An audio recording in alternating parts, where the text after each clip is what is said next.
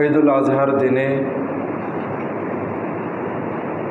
সুন্নাহ বিরোধী কর্মকাণ্ডসমূহ এ বিষয় নিয়ে একটু সাবধানতা, সতর্কতাকরণ এবং পাশাপাশি প্রয়োজনীয় কিছু বিষয়, গুরুত্বপূর্ণ কিছু বিষয় যেগুলো আমাদের এই মুহূর্তে স্মরণ করা প্রয়োজন, এমন কিছু বিষয় নিয়ে কথা বলবো ইনশাআল্লাহ। আল্লাহ রাব্বুল আলামিন আমাকে তৌফিক দান করুন। আমি যা বলার ইচ্ছা করেছি কোরআন এবং সহিহ সুন্নাহর আলোকে আপনাদের সামনে তা যেন তুলে ধরতে পারি। আমি নিজকে সহ আপনাদের সকলকে নসিহা করব, কোরআন সুন্নাহর আলোকে আমরা যা শুনব তা আমাদের জীবনে সর্বস্তরে সর্বস্থায়ী বাস্তবায়নের চেষ্টা করব। আল্লাহ আমাদের তৌফিক দান করুন, আমিন।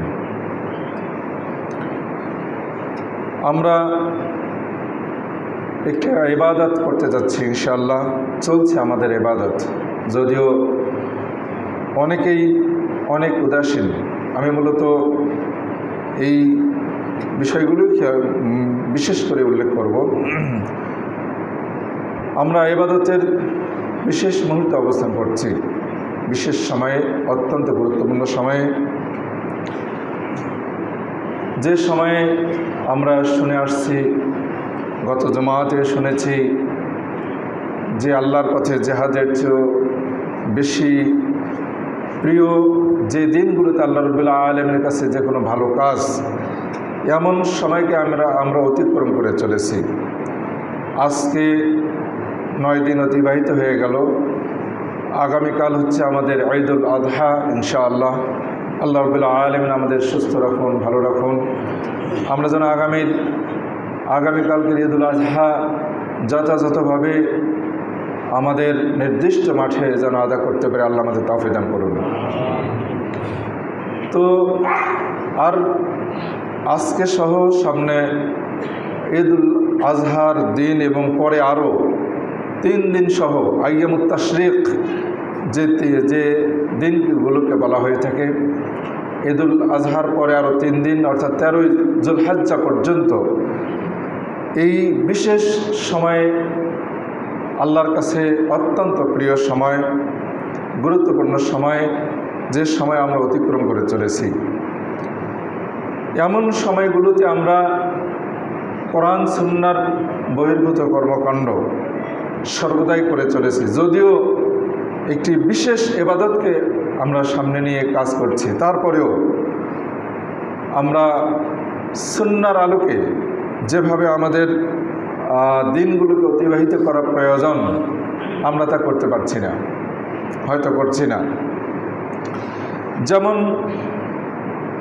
সুন্নাহর উপরে আমল করতে পারছি না। যেমন তাকবীর পাঠ, সর্বদাই তাকবীর পাঠ।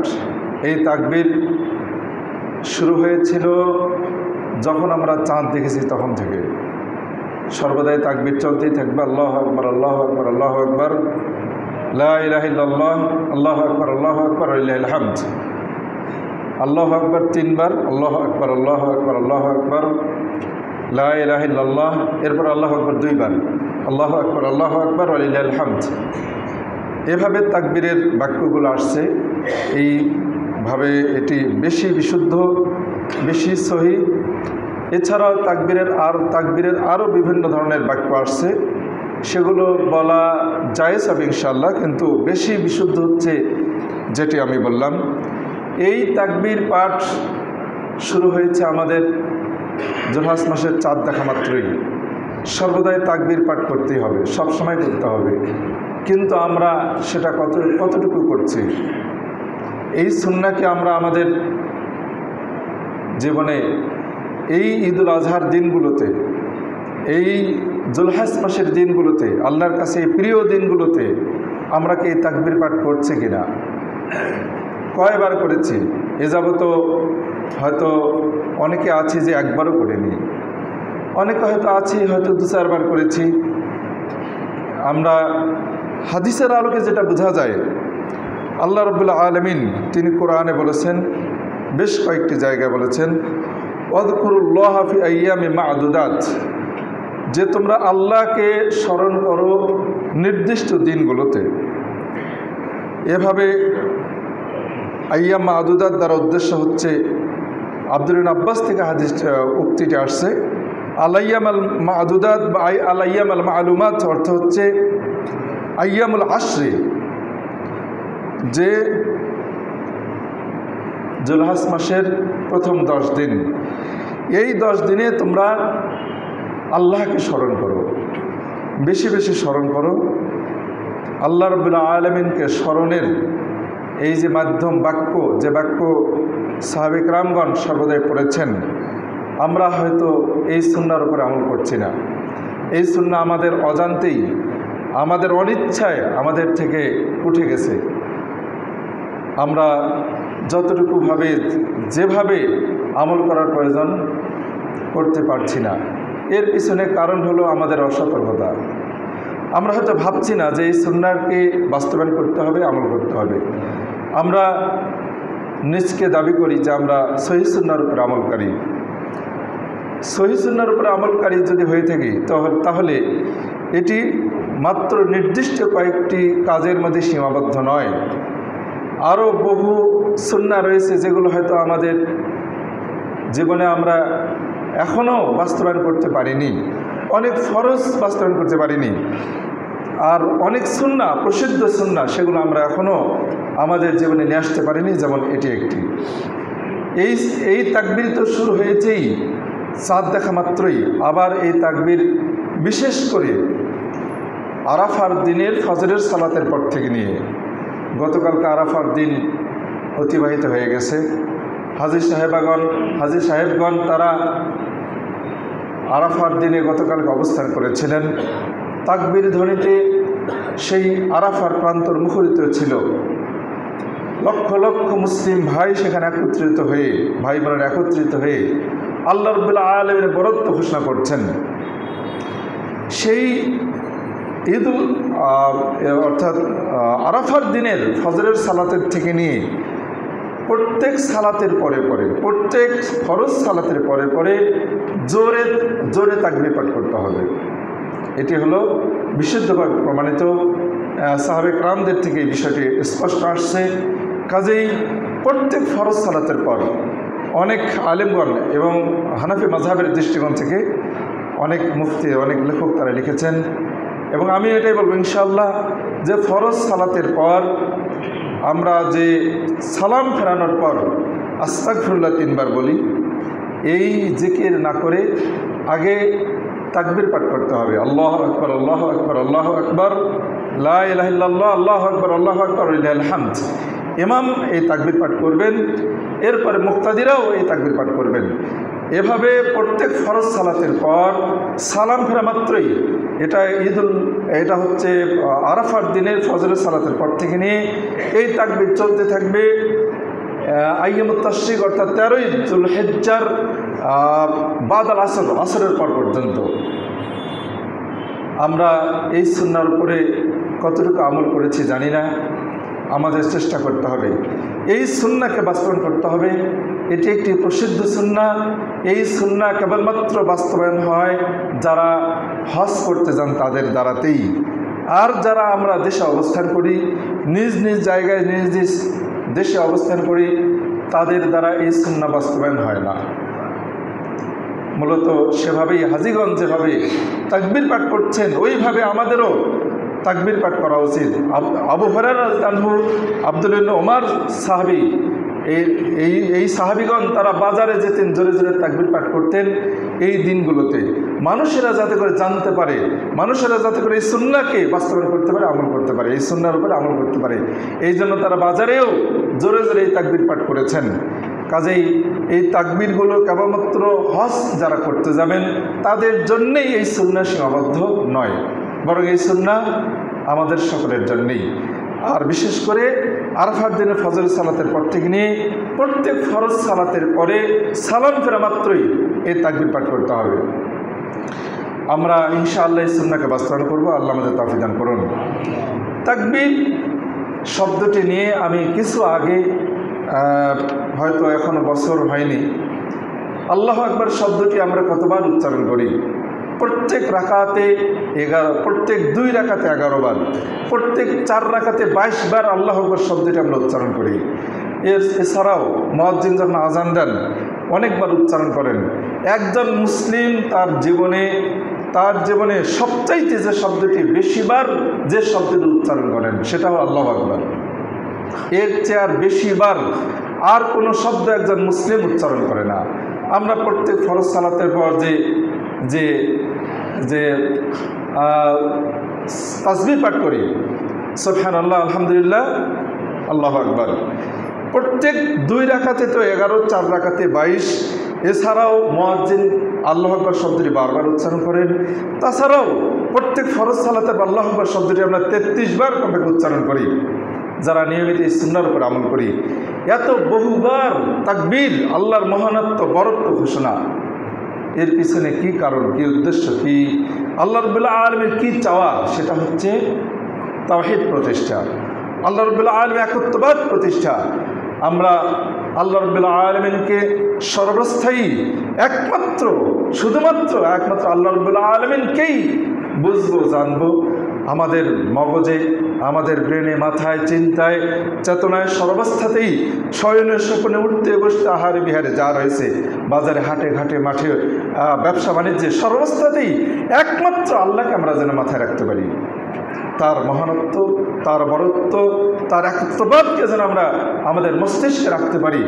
এই জন্যই মূলত এই তাকবীর শব্দটি আমরা বহুবার আমাদের মধ্যে উচ্চারণ করব। এই সুন্নাহ আমাদের, যদিও আমরা উচ্চারণ করছি মানে সুন্নাহর আলোকে নির্দিষ্ট সময়ে অনেকবার পড়ছি, কিন্তু অনেক জায়গা আছে যেগুলো এখন আমাদের দ্বারা আমল হচ্ছে না। কাজেই আমরা এই সুন্নাহকে, এই আমাদের থেকে বিস্তৃত, আমাদের অজান্তে আমাদের থেকে ভুলে যাওয়া সুন্নাহ, যেটা উঠে গেছে, মুছে গেছে, এমন সুন্নাহকে আমরা বাস্তবায়নের চেষ্টা করব। আল্লাহ আমাদের তৌফিক দান করুন। কাজেই আমরা সর্বদাই এই তাকবীর পাঠ করব, আল্লাহু আকবার, আল্লাহু আকবার, আল্লাহু আকবার, লা ইলাহা ইল্লাল্লাহ, আল্লাহু আকবার, আল্লাহু আকবার, ওয়ালিল্লাহিল হামদ। এরপরে আজ এই বর্তমানে ইবাদতের মুহূর্তে, বিশেষ সময়ে, যখন আল্লাহ রাব্বুল আলামিনের কাছে যে কোনো ভালো কাজ সবচাইতে বেশি প্রিয়, এই সময়গুলোতে আমাদের দ্বারা অনেক পাপ অর্জিত হচ্ছে, সুন্নাহ বিরোধী কর্মকাণ্ড আমাদের দ্বারা ঘটে যাচ্ছে। যেমন কোরবানি ক্রয় এবং বিক্রয়ের ক্ষেত্রে, কোরবানি ক্রয় করতে গিয়ে, বিক্রি করতে গিয়ে যারা বিক্রি করতে যাচ্ছি, তারা কোরবানির পশুর যে ভুল দোষ ত্রুটি আছে সেটা গোপন করার চেষ্টা করছি। হয়তো বয়স হয়নি 1 বছর, ছাগলের বয়স 1 বছর হয়নি, গরুর বয়স 2 বছর হয়নি, টাকার পাগল হওয়ার কারণে বিক্রি করতেই হবে, এই মুহূর্তে বিক্রি করা প্রয়োজন, কোরবানি হলে বিক্রি করলে বেশি পাবো, ইত্যাদি বিভিন্ন কারণে স্বার্থে, দুনিয়াবী স্বার্থে আমরা কোরবানির পশুর দোষ ত্রুটি গোপন করছি। কোরবানির পশু যদিও গর্ভবতী ছাগল হোক, গরু হোক, কোরবানি করা জায়েজ রয়েছে, অনেক আলেম না দেওয়ার পক্ষে মতামত দিয়েছেন। কিন্তু যদি কোরবানির পশুর মধ্যে যদি বাচ্চা থাকে তাহলে এতে কোনো অসুবিধা নেই। সে বাচ্চা পর্যন্ত যদি পশুর সাথে বাচ্চা পর্যন্ত জবাই হয়ে যায়, বা অর্থাৎ মায়ের সাথে বাচ্চাও যদি মারা যায় জবের মাধ্যমে, তাহলে সেই পশু, সেই বাচ্চাটাকেও খাওয়া জায়েজ রয়েছে।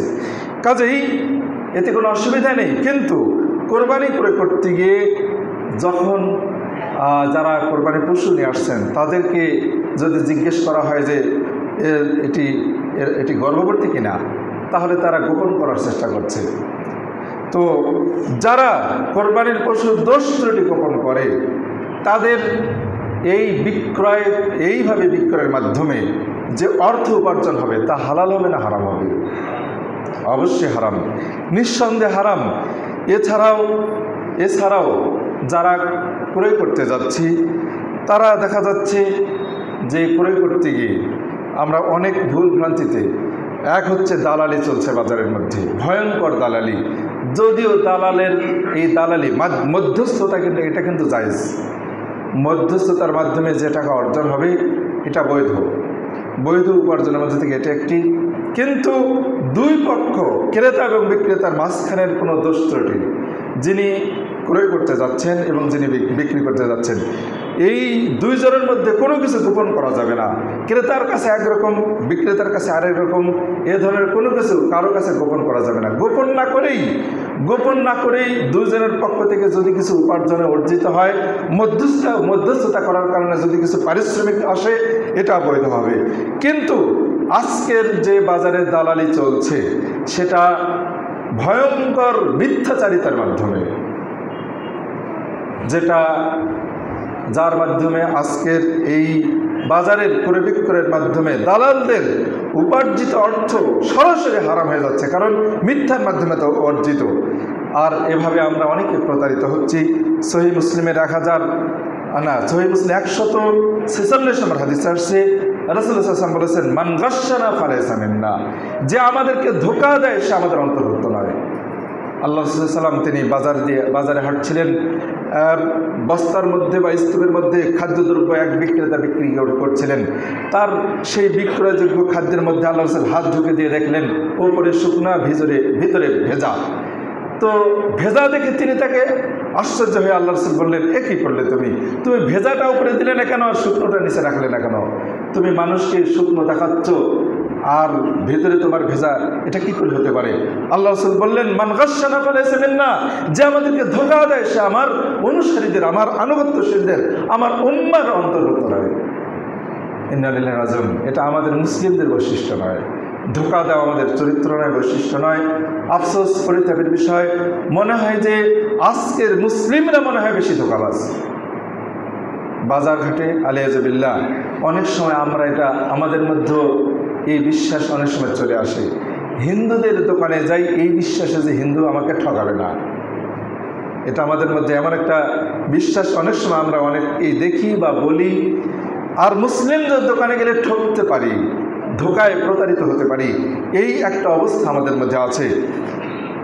আমাদের যেটা বৈশিষ্ট্য হওয়ার প্রয়োজন ছিল, বিশ্বস্ততা, মানুষকে না ঠকানো, মানুষকে নিরাপদ রাখা, অন্যায় অপরাধ থেকে, জুলুম থেকে নিরাপদ রাখা, যেটা আমাদের বৈশিষ্ট্য ছিল, এটা আজকের অমুসলিমরা নিয়েছে।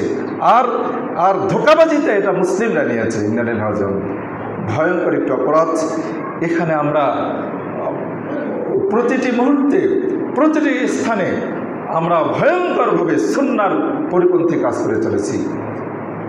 আমরা কেউ কারো কাছে নিরাপদ নই, কেউ কারো কাছে আমরা নিশ্চিত নই। বাজারে গেলেই, কোনো একটা জিনিস করতে গেলেই একটা সংখ্যা থেকেই যায় যে আমি ঠকে যাব। ইন্না লিল্লাহি ওয়া ইন্না ইলাইহি রাজিউন। এই একটি ভয়ঙ্কর অবস্থা আমরা অবস্থান করছি।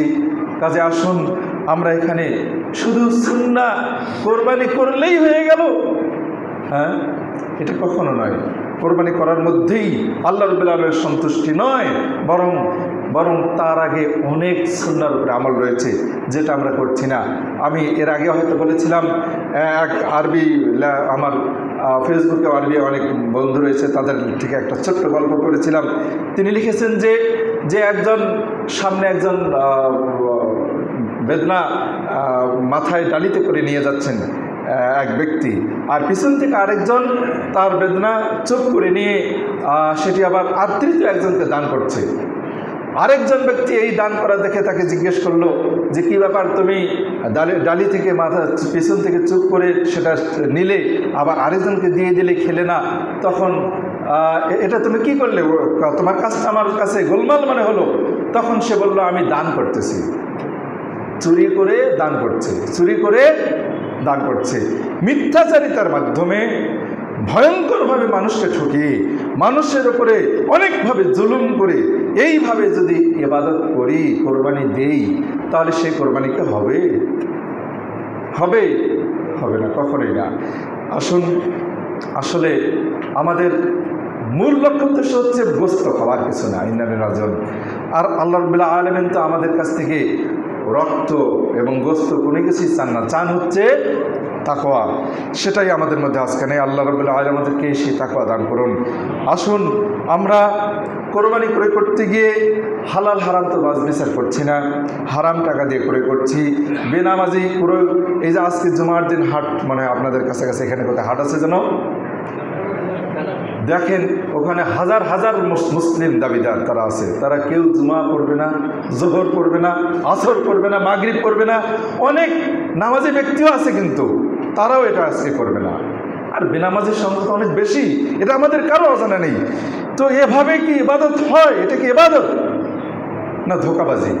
কি এটা? ইন্নালিল্লাহি ওয়া ইন্না ইলাইহি রাজিউন। আসুন এভাবে সুন্নাহ কখনো বাস্তবায়ন যদি কেউ করি, এটা একটা সুন্নাহ মুআক্কাদা, অবশ্যই করতে হবে। আল্লাহ রাসূল করেছেন, তার জীবনের প্রতিটি বছরে করেছেন। কিন্তু আমরা এইভাবে অনেক ফরজকে তরক করে, মানুষকে ঠকিয়ে, মানুষকে অনেকভাবে কষ্ট দিয়ে, হারামভাবে, অন্যায়ভাবে এই ইবাদত যদি করতে যাই, তাহলে আমাদের ইবাদত আল্লাহ রাব্বুল আলামিন কবুল করবেন না। এটা নিজেই প্রত্যেকে আমরা নিজেই ফয়সালা দেবো। আল্লাহ রাব্বুল আলামিন তো ফয়সালা দেবো ওদের কথা, তিনি তো এটি তো সুন্নাহর মধ্যে আমরা বুঝতেই পারছি। আসুন আমরা রাসূলুল্লাহ সাল্লাল্লাহু আলাইহি ওয়াসাল্লামের সুন্নাহ, তার নির্দেশগুলো আমরা বাস্তবের চেষ্টা করব। বহু সুন্নাহর পরিপন্থী ফরজকে তরক করে অনেক অন্যায় করে চলেছি। আল্লাহ আমাদের সেগুলোকে সংরক্ষণ করে তারপরে ইবাদতটি করার তৌফিক দান করুন, আল্লাহুম্মা আমিন। এরপরে আমরা যেটা খেয়াল করব সেটা হচ্ছে সুন্নাহকে তরক করে চলেছি যেভাবে।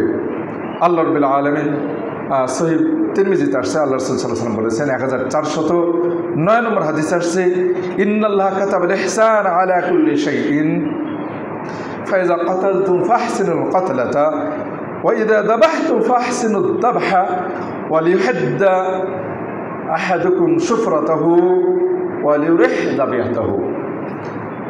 আল্লাহ রাব্বুল আলামিন প্রত্যেকটি জিনিসের উপরে, প্রত্যেকের উপরে দয়া করাকে ফরজ করে দিয়েছেন, আবশ্যক করে দিয়েছেন।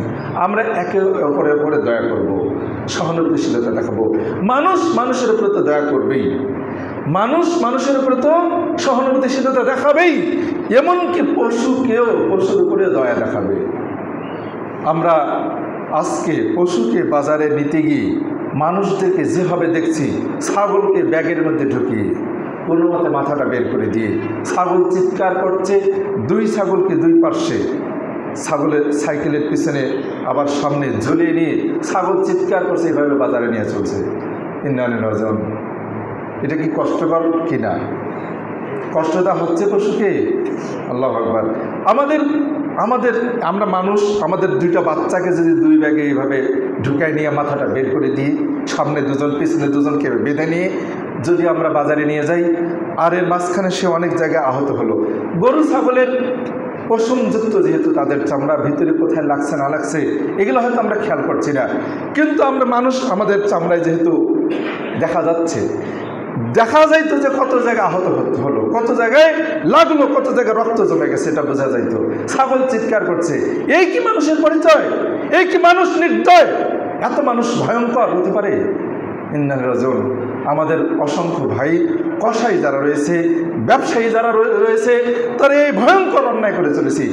সহিহ তিরমিজির হাদিসে স্পষ্ট হয় যে আল্লাহ বলেছেন, আল্লাহ রাসূল বলেছেন, আল্লাহ রাব্বুল আলামিন প্রত্যেকটা বস্তুর উপরে দয়া করে ফরজ করে দিয়েছেন। কাতাবা শব্দটি, যে কাতাবা শব্দ আল্লাহ রাব্বুল আলামিন জিহাদের ব্যাপারে নিয়ে আসছেন, সিয়ামের ব্যাপারে নিয়ে আসছেন, কুতিবা আলাইকুমুস সিয়াম কুতিবা আলাইকুমুল কিতাল। এভাবে আরও লেনদেনের বহু ক্ষেত্রে আল্লাহ রাব্বুল আলামিন কোরআনে কুতিবা শব্দটি ব্যবহার করেছেন, যে তোমাদের উপরে ফরজ করে দেওয়া হয়েছে। ঠিক একই শব্দ আল্লাহ রাসূল সাল্লাল্লাহু আলাইহি ওয়াসাল্লাম এই শব্দের ব্যবহার করলেন, প্রত্যেকটা বস্তুর উপরে দয়া করে আল্লাহ রাব্বুল আলামিন ফরজ করে দিয়েছেন। সেটা শুধু তাই নয়, এই হাদিসে স্পষ্টভাবে পশুদের বিষয়টি আল্লাহ রাসূল নিয়ে আসলেন। কীভাবে? ফাইজা কাতালতুম, অতঃপর যদি তোমরা কাউকে হত্যা করো। কাতালতুম শব্দটি, যদি কাউকে হত্যা করো, মারো, এখানে কোনো কিছুকে হত্যা করার শব্দ আসছে। মানুষও সেটা কেসাস স্বরূপ, অন্যায়ভাবে নয়। সরকার যাকে ফাঁসিতে ঝুলাবে, সেটা যাকে হত্যা করবে, তখন ফাহসিনুল কাতলাতা, তখন ভালোভাবে হত্যা করো, যাতে করে সে টের না পায়। অন্যায়ভাবে নয়, কিন্তু এটা ভুল বুঝবেন না। গত জুমাতে আমার একটি মাসআলায় কিছু ভাই ভুল বুঝেছেন। সেটা হলো জেহাদ করতে হলে সরকারের অনুমতি লাগবে। আমি ইনশাআল্লাহ অসংখ্য দেশের বিদেশের বহু আলেমের উক্তি সহ মাসআলা সহ আগামীতে এই বিষয়টি নিয়ে আসবো ইনশাআল্লাহ। আমার পরিচিত ভাই, আমি তাকে চিনি, তিনি এই মাসালাটি ভুলভাবে ফেসবুকে প্রচার করেছেন। ইন্নালিল্লাহি ওয়া ইন্না ইলাইহি রাজিউন। আমার ব্যাপারে এই কথাটি বলেছেন যে এরকম সরকারের তোষামোদী বক্তব্য দিই আমি নাকি, আলিয়াজুবিল্লাহ। আমি যা বলেছি কোরআন সুন্নাহর ইনশাআল্লাহ। আমি যতটুকু বলি আলেমগণের লেখাকে গবেষণা করে, পড়াশোনা করে, গবেষণা তো আমার যোগ্যতা নেই, তাদের লেখাগুলোকে আমি মূলত অনুবাদ করে শুধুমাত্র নকল করি মাত্র। আমার গবেষণার তেমন কোনো যোগ্যতা নেই, কাজেই ভুল বুঝবেন না। কাউকে হত্যা বলতে বৈধ হত্যা, যে হত্যা জায়েজ এমন হত্যার ক্ষেত্রে সেটা সরকার করবে, মানুষ নয়, কোনো ব্যক্তি নয়, কোনো গোত্র নয়, একমাত্র সরকার করবে। এটা সরকারের তো সমাধি নয়, বরং আইন যার হাতে সে করবে। যে যদি কেউ আইন হাতে তুলে নেয় তাহলে তো সারা দেশে বিশৃঙ্খলা সৃষ্টি হবে, সবাই বিচার করবে। এটা কখনো উচিত নয়, এটা উচিত নয়। আসুন, ওয়াইদা দাবাহতুম, কাজে আল্লাহ রাসূলকে বলেন, আমার যেটা প্রসঙ্গ, ওয়াইদা দাবাহতুম, যখন তোমরা জবেহ করবে, ফাহসিনুদ দাবহা, খাস করে আল্লাহ রাসূল বললেন যখন তোমরা জবেহ করবে তখন তোমরা ভালোভাবে জবেহ করো।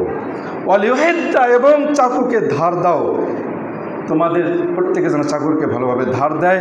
ওয়ালিউরিহ যাবিহাতাহু, এবং জবেহ করার যে পশুকে যে তোমরা আরাম দাও, পশুকে আরাম দাও। কীভাবে আরাম দেব?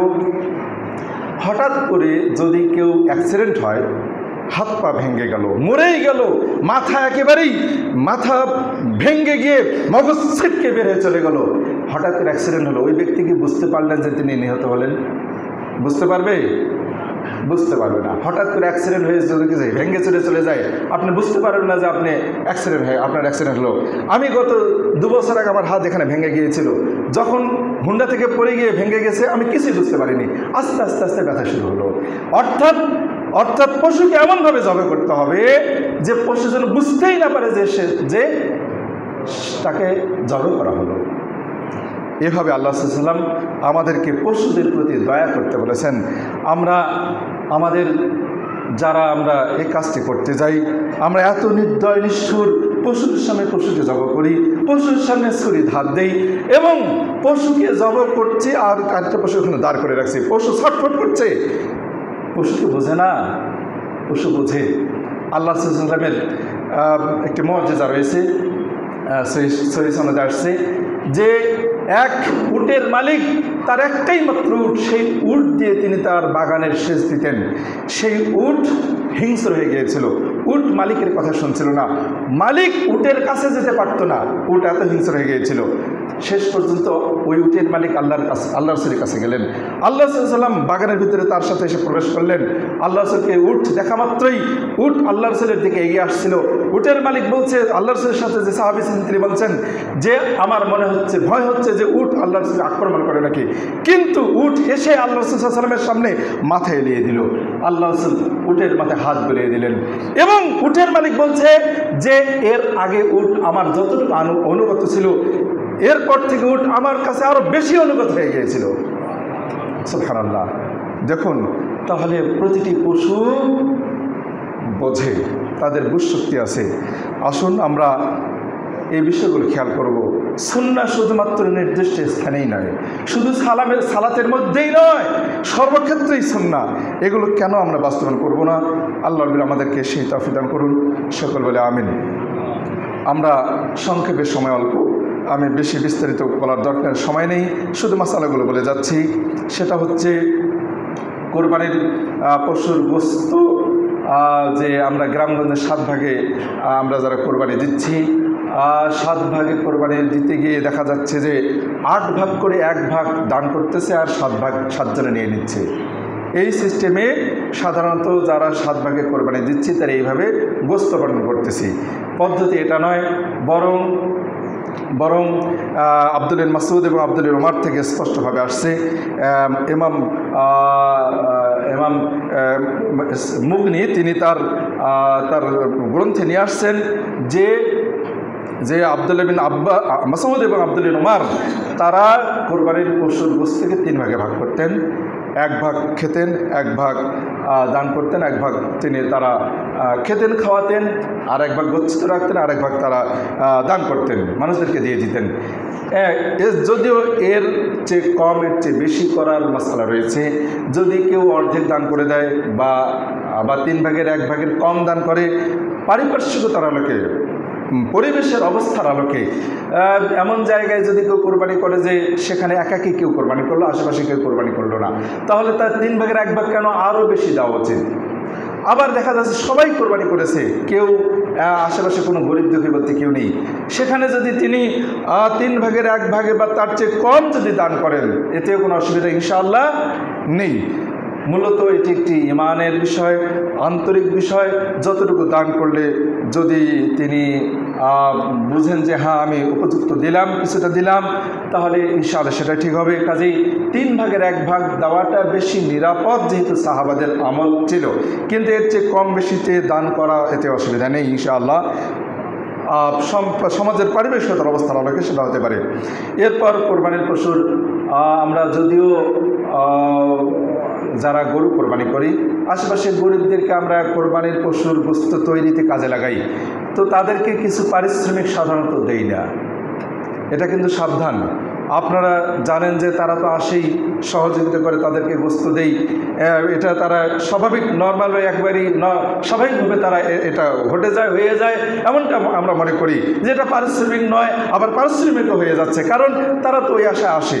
তো এটি স্পষ্ট, সাহাবে কেরামগণ স্পষ্ট এই বিষয়টি আসছে যে অবশ্যই যাদেরকে আপনি কাজে লাগাবেন, 20, 30, 40, 50, 60 হাজার, 1 লাখ, 1.5 লক্ষ, 2 লক্ষ টাকা দিয়ে গরু কোরবানি করে এইমাত্র 2, 3, 400, 500 হাজার টাকা যাদেরকে কাজে লাগালেন তাদেরকে পারিশ্রমিক হিসেবে দিতে পারবেন না, এটা কখনো হতে পারে না।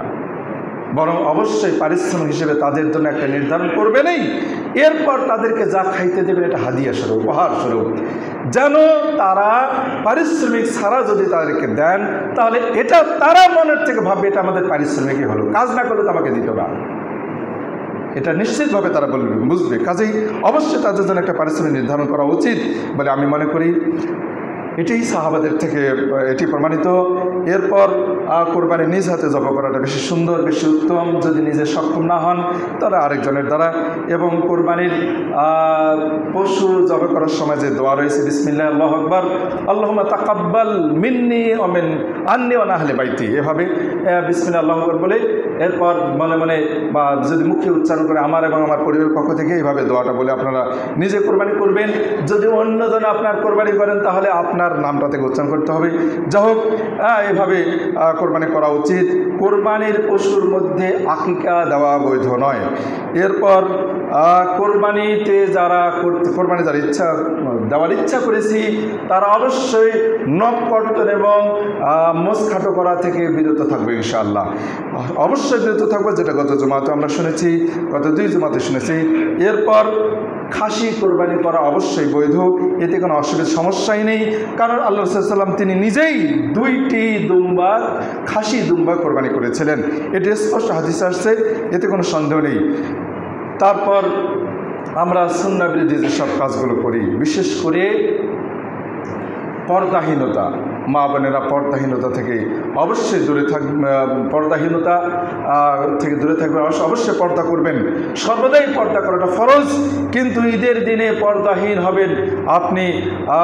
এই যে কোরবানির গোশত তৈরি, রান্না বাড়া ইত্যাদি আত্মীয় স্বজনকে খাওয়াতে গিয়ে বেগানা পুরুষদেরকে পরিবেশন, এগুলো থেকে অবশ্যই দূরে থাকবেন। পুরুষদের গায়রাত, তাদের হিংসা থাকা উচিত, স্বামীদের হিংসা থাকা উচিত, যে তারা বা বাবাদের হিংসা থাকা উচিত, যে পুরুষদের সামনে স্ত্রীদের সামনে নেওয়া ঠিক নয়, জায়েজ নয়। যে বাবাদের হিংসা করা উচিত, যে তার মেয়েকে যে সব ছেলেদের সামনে নেওয়া উচিত নয়, এমনদের সামনে কখনোই বের করতে দেওয়াটা ঠিক নয়। আর আল্লাহ রাসূল বলেছেন যে দায়ুস জান্নাতে প্রবেশ করতে পারবে না। দায়ুসকে যে ব্যক্তি তার স্ত্রী এবং মেয়েদের মধ্যে বেহায়াপনা, অশ্লীলতাকে মেনে নেয়, সে হলো দায়ুস। যার এ বিষয়ে যার কোনো হিংসা নাই, গায়রাত নাই, এমন ব্যক্তিকে দায়ুস বলা হয়েছে। এই দায়ুস জান্নাতে প্রবেশ করবে না, এমন পুরুষরা দায়ুস হবে না, এবং মা বোনেরা এই ধরনের কাজ আমরা করব না। যতই ঘনিষ্ঠ বন্ধু বান্ধব হোক না কেন, যতই কাছের কোনো ব্যক্তি হই না কেন, আল্লাহ আমাদের তৌফিক দান করুন। এরপরে প্রতিবেশীদেরকে অবশ্যই তাদের হক বুঝিয়ে দেব। এমনকি প্রতিবেশী যদি মুশরিক হয়, হিন্দু হয়, বেধর্মী কেউ হয়, তাহলেও তাদেরকে কোরবানির গোশত থেকে দেওয়াটা অবশ্যই বৈধ, এবং এটি হচ্ছে মুসলিমদের আদর্শ উদারতা, তাদেরকে অবশ্যই দিতে হবে। আর কোরবানির দিনে আমরা অপচয় থেকে দূরে থাকব। অপচয় থেকে আমরা প্রচণ্ড কঠিনভাবে অপচয় করি, যা খেতে পারবো না তা খাওয়ার চেষ্টা করি, পাতে নেই, প্লেটে নেই, নষ্ট করি। গরিবদেরকে যা দেব না, যতটুকু দেই না তার চেয়ে বেশি নষ্ট করি। ইন্নালিল্লাহি ওয়া ইন্না ইলাইহি রাজিউন। এটা আমাদের মধ্যে কি আছে? আছে। ডাস্টবিনে ফেলে দিচ্ছেন, অথচ ওই পরিমাণ খাদ্য, ওই পরিমাণ গোশত আপনি গরিবদেরকে দান করেন। দান করার সময় খুব কষ্ট হয়, অন্তরে লাগে, কিন্তু ফেলে দিতে কোনো কষ্ট হয় না। ইন্নালিল্লাহি ওয়া ইন্না ইলাইহি রাজিউন। আমরা অবশ্যই এই ভয়ঙ্কর কাজগুলো থেকে দূরে থাকার চেষ্টা করব। আসুন, আমরা যারা ঋণ পরিশোধে সক্ষম, তারা ঋণ করে হলেও কোরবানি দিতে পারবেন বলে বৈধ রয়েছে। কিন্তু ঋণ যদি পরিশোধ আগে জরুরি হয়ে থাকে, যদি ঋণ পরিশোধের নির্দিষ্ট কথা থাকে, চুক্তি থাকে, এই সময়ের মধ্যে ঋণ পরিশোধ করতে হবে, তাহলে অবশ্যই আগে ঋণ পরিশোধ করতে হবে, তারপর কোরবানি দিতে পারবেন। এরপর যদি কোনো ব্যক্তি কোনো কোরবানি করে থাকেন, এরপর দেখা যাচ্ছে যে এর চেয়ে আরও বেশি দামের কোরবানি আপনি করবেন, তাহলে ওই কোরবানি বিক্রি করে আরও বেশি দামি কোরবানি দেওয়াটা জায়েজ রয়েছে। হয়তো আশা করি বুঝতে পারলাম যে বেশি দামি কোরবানির পশু পরিবর্তন করা বৈধ কিনা। যদি তার চেয়ে বেশি দামের, বেশি মূল্যের বা বেশি সুন্দর আরও পশু কোরবানি করবেন, এই ইচ্ছায় আপনার ওই পশুটিকে পরিবর্তন করতে পারবেন, এতে কোনো অসুবিধা নেই। ধূমপানকারী, নেশাদার ব্যক্তি, যারা বিড়ি, সিগারেট, জর্দা, গুল, সীসা, হুকো ইত্যাদি যারা ব্যবহার করেন, ইন্নালিল্লাহি হারাম, সর্বদাই হারাম, এতে কোনো সন্দেহ নেই। অবশ্যই আল্লাহ রাব্বুল আলামিন তিনি কোরআন কারীমে স্পষ্ট বলেছেন, উহিল্লা লাকুমুত তাইয়্যিবাত, স্বাস্থ্যসম্মত যেগুলো আমাদের জন্য যেগুলো উপকারী, এমন খাদ্যই আল্লাহ রাব্বুল আলামিন আমাদের জন্য বৈধ করেছেন। তো যারা এসব অন্যায় খাদ্যদ্রব্য যারা গ্রহণ করে, তাদের অন্যায় খাদ্যদ্রব্য গ্রহণকারীদের কোরবানি তারা যদি জবাই করে, অথবা তার দেওয়া কোরবানি খাওয়া যাবে কিনা, তার অবশ্যই কাজগুলো হারাম, অন্যায়, এগুলো থেকে প্রত্যেক ব্যক্তিকে অবশ্যই তওবা করতে হবে। আমরা অনেক ভাই রয়েছি এই মসজিদে আছে যারা গুল ব্যবহার করি, আমি যেটা শুনেছি, আমার কানে এসেছে, আল্লাহ মাফ করুন, গুল ব্যবহার থেকে অবশ্যই দূরে থাকতে হবে। গুল ব্যবহার করা আর বিড়ি, সিগারেট, ধূমপান করা একই কথা। আল্লাহ মাফ করুন, এ ধরনের অন্যায় খারাপ কাজ থেকে আমরা দূরে থাকবো, এই কাজগুলোতে অবশ্যই বিরত থাকবো। এমন ব্যক্তিদের কোরবানি করা, এই কাজগুলো থেকে তাদেরকে তওবা করতে হবে। আর তাদের কোরবানিটা যদি বৈধ টাকা দিয়ে হয়, তারা যদি সালাদ আদায়কারী হয়ে থাকে, তাহলে তাদের দেওয়া কোরবানি বৈধ হবে, খাওয়া জায়েজ হবে। কিন্তু হারাম টাকা দিয়ে বা সালাদ তরকারি ব্যক্তির কোরবানি অবশ্যই, যেটা আমরা গত জমায় শুনেছি, এটা অবশ্যই বৈধ নয়। এরপর কোরবানি দিতে গিয়ে স্মৃতির উদ্দেশ্যে আমরা ছবি তোলার চেষ্টা করি। আল্লাহ মাফ করুন, ছবি তোলা, অপ্রয়োজনীয় ছবি তোলা সর্বস্থায়ী হারাম। কারণ এটি আল্লাহ স্পষ্ট বলেছেন, যারা ছবি তোলে তারা জাহান্নামে যাবে। অপ্রয়োজনীয় ছবি, আজকে বর্তমান বিশ্বে প্রয়োজনে যে সব ছবি আমাদের তুলতে হচ্ছে, হজ করতে গিয়ে ছবি তুলতে হচ্ছে, আজকে আমাদের ছেলেমেয়েদের পড়াশোনার ক্ষেত্রে রেজিস্ট্রেশন, ফর্ম ফিল আপ ইত্যাদি প্রতিটি ক্ষেত্রে প্রয়োজনে ছবির প্রয়োজন হচ্ছে, যাতে করে আমরা ধোকায় না পড়ি, প্রতারিত না হই, যাতে করে অন্যায় কোনো কিছু না ঘটে। এই জন্য নিশ্চয়তা, নিরাপত্তার জন্য ছবি আমাদের উপকারের জন্য যেখানে প্রয়োজন সেটা জায়েজ, কিন্তু নিষ্প্রয়োজনে ছবি তোলা হারাম, সর্বক্ষেত্রেই হারাম। আর এই ইবাদত করতে গিয়ে হারাম কাজটি করা আরও হারাম, আরও নিষেধ। আমরা এগুলো থেকে দূরে থাকার চেষ্টা করব। ধনী প্রতিবেশীদেরকে, ধনী আত্মীয়দেরকে, যারা অনেক কোরবানি দিয়েছে, তাদেরকে কোরবানির বস্তু উপহার দেওয়া বৈধ বটে, কিন্তু আশেপাশের গরিবদেরকে আরও বেশি করে দেওয়াটা, তাদেরকে একটু কম দিয়ে বা না দিলেও যদি চলে, আশেপাশের গরিবদেরকে একটু বেশি করে উপহার দেওয়াটা, বেশি উপহার দেওয়া, বেশি হাদিয়া দেওয়াটা বেশি সুন্দর ইনশাআল্লাহ। আল্লাহ আমাদের এই বিষয়গুলো বোঝার তৌফিক দান করুন। আসুন, আমরা যতটুকু শুনলাম আল্লাহ রাব্বুল আমাদেরকে ইহুদি খ্রিস্টানদের সাদৃশ্যতা অবলম্বন করা থেকে, অন্যায় অনাচার থেকে, জুলুম থেকে, পাপাচারিতা থেকে, সর্বক্ষেত্রে সুন্নাহর মুখালেফ যেগুলো রয়েছে এমন সকল অন্যায় কাজ থেকে বিরত থাকার মাধ্যমে এই ঈদুল আজহা এবং কোরবানি করার যে ইবাদত, এটি আল্লাহ আমাদেরকে পালন করতে তৌফিক দান করুন। ওয়া আখিরু দাওয়ানা আলহামদুলিল্লাহি রাব্বিল আলামিন। نحمد ونصلي على رسوله الكريم، أما بعد فأعوذ بالله من الشيطان بسم الله الرحمن الرحيم. إن الله وملائكته يصلون على النبي الذين آمنوا صلوا عليه وسلموا تسليما. اللهم صل على محمد وعلى آل محمد كما صليت على إبراهيم وعلى آل إبراهيم إنك حميد مجيد. اللهم بارك على محمد وعلى آل محمد كما باركت على إبراهيم وعلى آل إبراهيم إنك حميد مجيد. اللهم اغفر لنا وللمؤمنين والمؤمنات والمسلمين والمسلمات وألف بين قلوبهم واصلح ذات بينهم وانصرهم على عدوك وعدوهم. اللهم انعل الكفرة الذين يصدون عن سبيلك ويقاتلون أولياءك. اللهم خالف كلمتهم وزلزل أقدامهم وأنزل ببأسك الذي لا ترد عن القوم المجرمين. হে আল্লাহ, কাফের মুশরিক ইহুদিদেরকে ধ্বংস করো।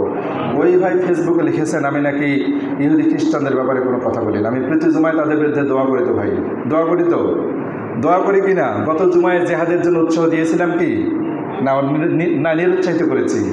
জেহাদ করতে হবে কি হবে না? আমি কি বলেছি? করতে হবে তো বলেছে কি না?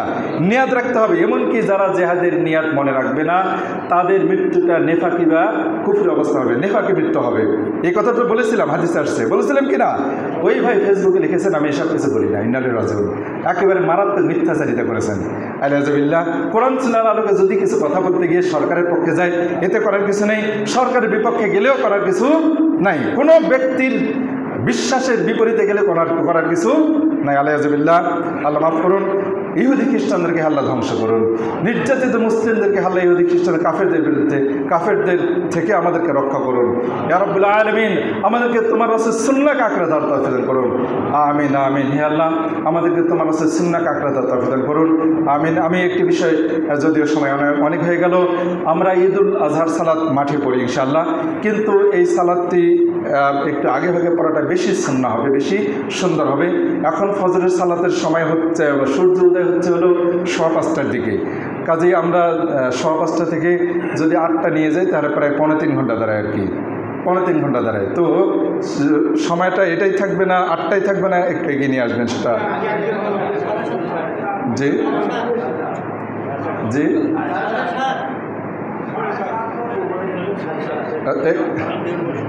জি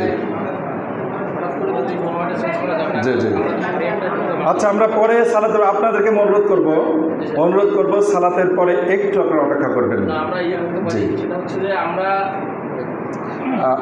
আপনারা কেউ কথা বলবেন, উনি শুধু কথা বলবেন। জি, আসসালামু আলাইকুম মানে এভাবে নয়, শুধু আমার সাথে বলেন, যে আমাকে বলেন। জি, আমি আসলে আমরা তো প্রতিবারে 8:30টায় করতাম। জি, এবার যেহেতু মাঠে যাচ্ছি আমরা, জি জি আমরা 8টায় সময় করছি। যদি আকাশ ভালো থাকে আমরা 8:15টায় করা যেতে পারি। 8:15টায় করা যেতে পারে, আমরা নির্দিষ্ট 8:15টা করে দিয়ে দিই ইনশাআল্লাহ। তো আমরা ইনশাআল্লাহ ঈদুল আজহার সালাত আমাদের মাঠে 7:45 আমরা আদা করবো ইনশাআল্লাহ। আগামী বছরে আমরা চেষ্টা করবো আরও এগিয়ে নিয়ে আসার ইনশাআল্লাহ। আল্লাহ আমাদের তৌফিক দান করুন। আমরা ইনশাআল্লাহ এখানে আর কেউ দ্বিমত করবো না। আস্তে আস্তে আমরা ইনশাআল্লাহ সুন্নাহকে আঁকড়ে ধরার চেষ্টা করছি। আল্লাহ আমাদের তৌফিক দান করুন। রাহমাকুমুল্লাহ। ইন্নাল্লাহা ইয়া'মুরু বিল আদলি ওয়াল ইহসানি ওয়া ইতা'ইল কুরবা ওয়া ইয়ানহা আনিল ফাহশাই ওয়াল মুনকারি ওয়াল বাগyi ইয়া'iযুকুম লা'allakum তাযাক্কারুন ওয়া লাযিকরুল্লাহি তাআলা ওয়া আওলা ওয়া আযাল্লা ওয়া আতাম্মু আকবার।